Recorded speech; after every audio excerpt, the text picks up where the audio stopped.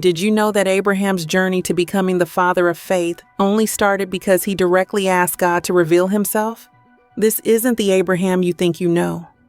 Today, we're diving into a story you've probably never heard before. The Apocalypse of Abraham, Chapters 1. This fascinating apocryphal text takes us back to the origins of Abraham's faith. Today, Clinton from the Lost Testament channel will be completing our voiceover story. Make sure to check description to subscribe to his channel, which dives deeper into the Apocalypse of Abraham, the book on the early life of Jesus, tales of Anunnaki, and many more truths about creation. So let's jump straight in and uncover this incredible tale. One day, while I, Abraham, was guarding the idols of my father Terah and my brother Nahor, I decided to test which of their gods was truly the strongest. At that time, it was my turn to complete the services in my father Terah's temple, a place filled with gods made of wood, stone, gold, silver, copper, and iron. As I entered the temple to perform the rituals, I noticed something strange. One of the stone gods, named Marumath, had fallen to the ground at the feet of an iron god named Nakin. I was puzzled and thought to myself, how could a god fall like this? I tried to put Marumath back in its place, but it was far too heavy for me to lift on my own. So I went and told my father what had happened. When my father joined me, we tried lifting the idol together. As we were placing it back in its position, the head of the stone god, Marumath, fell off while I was holding it. My father saw this and immediately called out to me, "Abraham." I replied, "Here I am." He said, "Bring me the axes and chisels from the house." I did as he asked and brought him the tools. Without hesitation, my father began carving a new idol out of another stone to replace the broken Marumath. Meanwhile, he smashed the fallen head of the original idol into pieces, along with the rest of the broken Marumath. After my father finished making 5 new idols, he gave them to me and instructed me to sell them in the marketplace. I saddled my father's donkey, loaded the idols onto it, and set off along the main road to sell them. As I traveled, a caravan of merchants from Fandana of Syria appeared, heading toward Egypt to buy goods from the Nile. These merchants were traveling with camels, and I stopped to ask them some questions. They answered me, and as we walked, we struck up a conversation. Suddenly, one of their camels let out a loud scream. The noise startled my father's donkey, causing it to panic and bolt.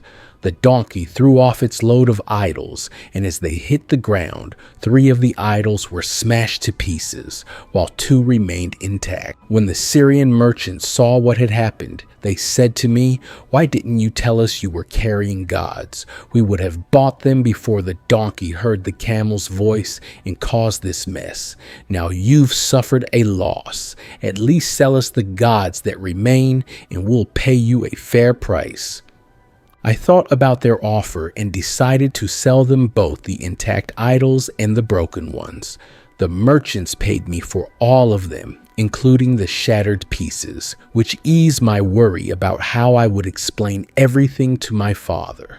Once the transaction was complete, I took the 3 broken idols and threw them into the river Gur nearby. They sank into the depths of the water and were gone forever. As I continued walking along the road, my heart grew restless and my mind was filled with questions. I thought to myself, what is this strange work my father is doing? Isn't he, in a way, the god of these idols? After all, they only exist because of his sculpting, his planning, and his skill. If anything, they should be honoring him because he is their creator. What sense does this make? I reflected on what had just happened with Marumath, the idol made of stone. When Marumath fell in his sanctuary, he couldn't even stand back up on his own. I couldn't lift him either. not without my father's help. Even when we raised him, his head fell off. My father simply took another stone, carved a headless idol, and placed Marumath's broken head onto it. Then there were the other idols, the 5 that were loaded onto the donkey. When the donkey threw them off, 3 were smashed to pieces. Those idols couldn't save themselves or stop the donkey from destroying them. Their broken shards sank into the river and never came back up. How could they be gods? These thoughts burdened me. I questioned in my heart if Marumath, a god with the head of another stone, couldn't even save himself. How could he save a man? How could he hear someone's prayer or give them any kind of blessing? None of this makes sense. When I arrived back at my father's house, I tended to the donkey, giving it water and hay. Then I took the silver I had earned from selling the idols and placed it in my father Terah's hand. He was pleased and said to me, "You are blessed, Abraham, by the God of my gods, because you've brought me the price for the idols. My hard work was not in vain." But I couldn't let his words go unquestioned. I replied, "Listen to me, Father Terah. If the gods are blessing you, it's only because you are their God. You made them. Their so-called blessing is meaningless and their power is empty. They couldn't even save themselves, so how can they help you or bless me? The truth is, I've done well for you in this transaction. With my judgment, I managed to bring you the silver for the smashed idols." When my father heard what I said, he became furious. My words against his gods angered him deeply, and I could see his fury burning within him. After considering my father's anger, I decided to leave for a while. But as I was walking away, my father called out to me. "Abraham," I replied, "here I am. Go gather wood chips. I was making gods from fir wood before you arrived, and I need those chips to prepare my midday meal." While collecting the wood chips, I noticed a small wooden idol among them, small enough to fit in my left hand.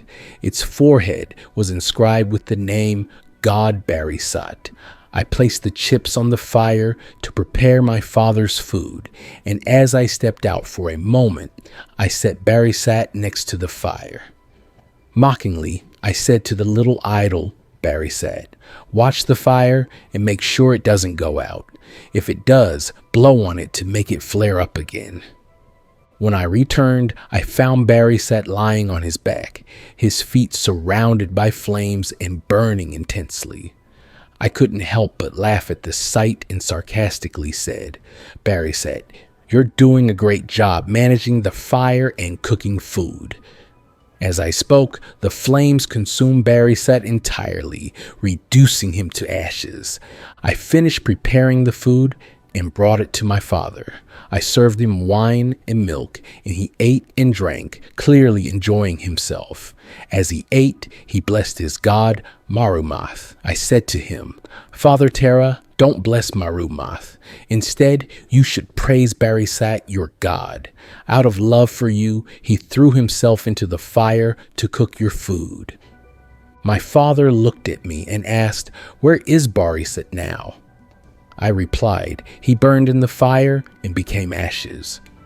My father, rather than being dismayed, said, "Great is the power of Barisat. I'll make another one today, and tomorrow he'll prepare my meal again."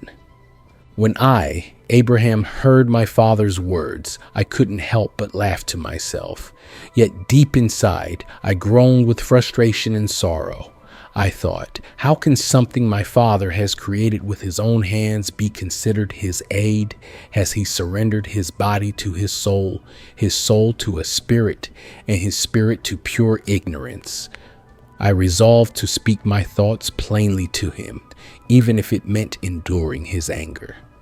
I said, "Father Terah, whichever of these gods you choose to praise, you are mistaken in your thinking. Consider the gods of my brother Nahor in the holy sanctuary. They are more venerable than yours. Look at Zuchaios, Nahor's god. He is made of gold, something highly valued by man. And if Zuchaios ages or loses his shine, he can be melted down and remolded. But Marumeth, your god, is made of stone. If he is damaged or broken, he cannot be restored. And what about Iowav, Nahor's other god, who stands beside Zuchaios? He is carved from wood and adorned with silver, making him more esteemed than Barisat, your god. Iowav's value, like Zuchaios, comes from human perception, from how he appears to the outside world. But Barisat, your god, wasn't even a god to begin with. He was once a tree, deeply rooted in the earth, magnificent with branches and flowers. People might have praised him in his natural state. Yet you cut him down with an axe, reshaped him with your skill, and declared him a god. Now look at him. He has dried up, his vitality has vanished, and his grandeur is gone. He fell from greatness to insignificance, and even his face has withered. In the end, Barisat couldn't even save himself. He was burned in the fire, reduced to ashes, and is no more. Yet you say, let me make another, and tomorrow he will cook my food. But how can a god that couldn't prevent its own destruction have the strength to create or sustain anything? Even fire, for all its might, seems more deserving of reverence than these idols. Fire subdues anything it burns and consumes what perishes easily. But I won't call fire a god either, for even fire is subdued by water. And what about water? It is more powerful than fire, able to extinguish flames and nourish the earth to bring forth fruit. Yet water too is not a god, for it retreats beneath the earth and is subjected to its depths. Then there's the earth itself. Shall we call it a goddess? No, for it dries out under the heat of the sun and serves man in his labor. Perhaps the sun.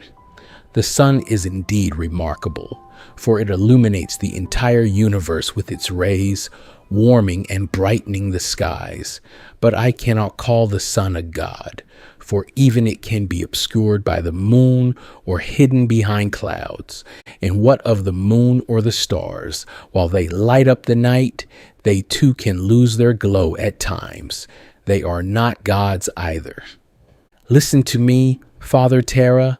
I will seek the true God, the one who created all these things we falsely call gods. Who is it that made the heavens so vivid and crimson, the sun so golden, and gave the moon and stars their light? Who dried out the earth amidst the waters? Who placed you here among creation, and who has sought me out even in my confusion? No idol can claim this majesty. The true God will reveal himself to us by his own will. As I pondered these thoughts about my father Terra and his idols in the courtyard of our house, something extraordinary happened. A voice, powerful and unmistakable, descended from the heavens in a stream of fire, calling my name, Abraham, Abraham. I replied, "Here I am." The voice continued, "You are searching for the God of gods, the Creator within the understanding of your heart. I am He. Leave your father Terra and depart from his house, so that you too are not consumed by the sins of your father's household." Obeying the command, I began to leave. But as I stepped just outside the entrance of the courtyard, a mighty thunder roared from above. Flames descended and engulfed my father's house, burning it to the ground, along with everything inside. The fire's devastation stretched 40 cubits wide, leaving nothing but ashes. Thank you for watching part 1. If you are interested in part 2, please leave a comment below. Make sure you like and comment to help this video reach more people.